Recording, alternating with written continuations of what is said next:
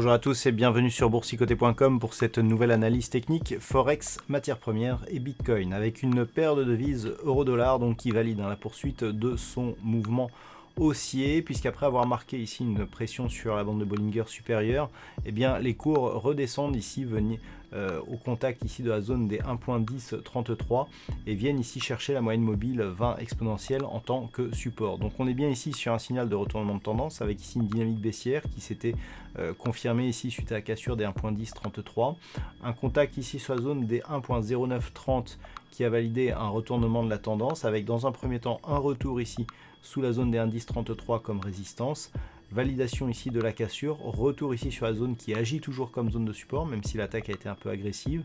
On est venu chercher ici la moyenne mobile 20 exponentielle, mais actuellement on est plus ici sur un mouvement de reprise haussière. Alors par rapport à une vue un peu plus globale, on reste quand même dans un mouvement qui est très technique, puisque les cours continuent à évoluer ici sous une résistance oblique, qui donne la tendance actuelle. On aura un vrai signal de retournement que lorsque les cours ici viendront casser de manière significative cette résistance oblique.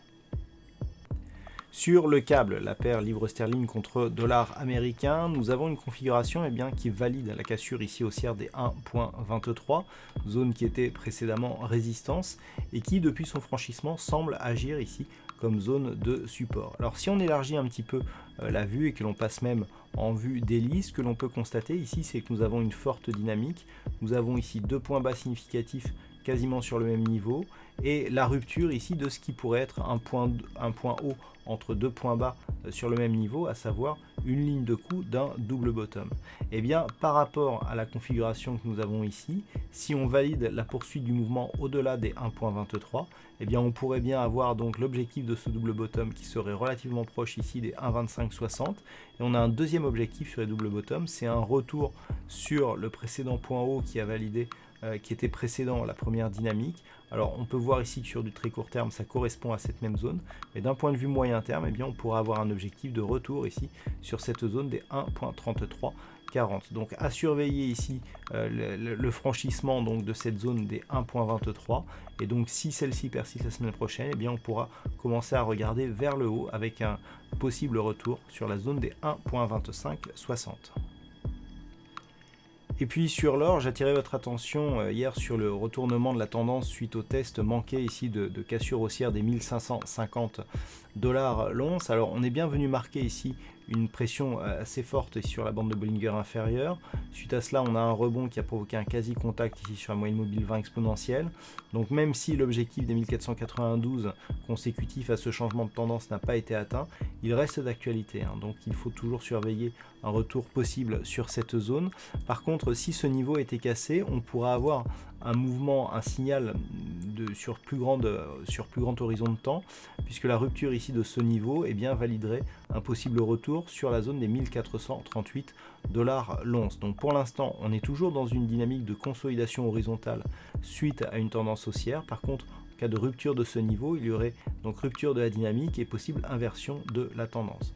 Par contre, toute rupture haussière ici des 1550 validerait la poursuite de cette tendance avec même une possibilité d'accélération au franchissement de cette résistance majeure.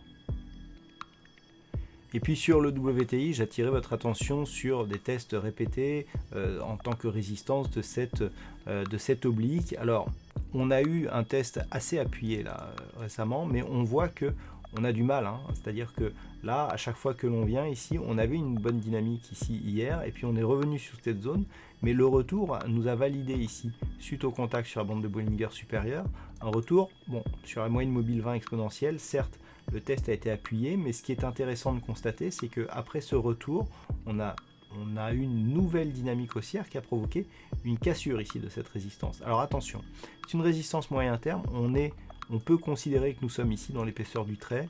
Donc actuellement, là, le franchissement n'est pas validé. Par contre, ce qui est intéressant, c'est que si on regarde la configuration technique avec les indicateurs, ici on était sur une configuration là où le MACD était plutôt haut et il se retournait. On s'est retourné, on a eu une phase de consolidation, on est revenu chercher ici en tant que support une ancienne résistance intermédiaire qui avait déjà fait parler d'elle. Mais par contre, ce qui est intéressant, c'est que déjà on a validé cette zone comme support et que là, sur le deuxième franchissement de cette résistance, on est dans une configuration du point de vue du MACD qui est nettement plus favorable puisqu'on est en début de retournement. Et donc là, on a beaucoup plus de chances d'avoir une progression haussière qui pourrait se poursuivre et donc qui pourrait marquer donc la sortie de cette dynamique baissière. Donc la semaine prochaine, on surveillera le franchissement possible de cette zone de résistance. On a ici, en cas de franchissement, des objectifs qui sont liés au précédent point haut. Donc là, on a déjà testé ici cette zone des 57. Le prochain objectif sera un possible retour ici sur la zone des 59 $ le baril.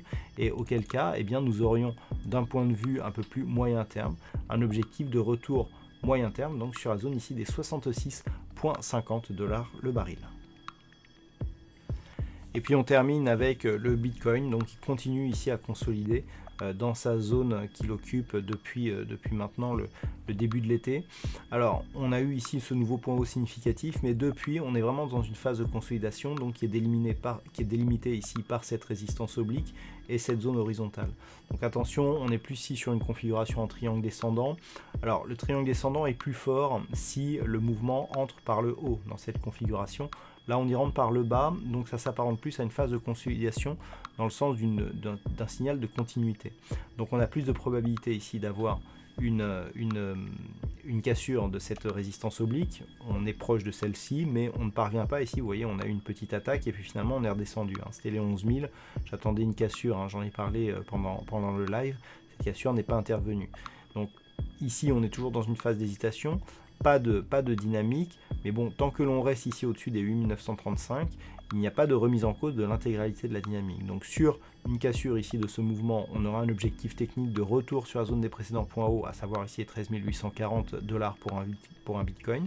Par contre, sur une éventuelle rupture ici de cette zone de support des 8935, on aurait un possible retour ici sur la zone des 5 790 $ pour un Bitcoin, ce qui invaliderait la poursuite de la dynamique moyen terme.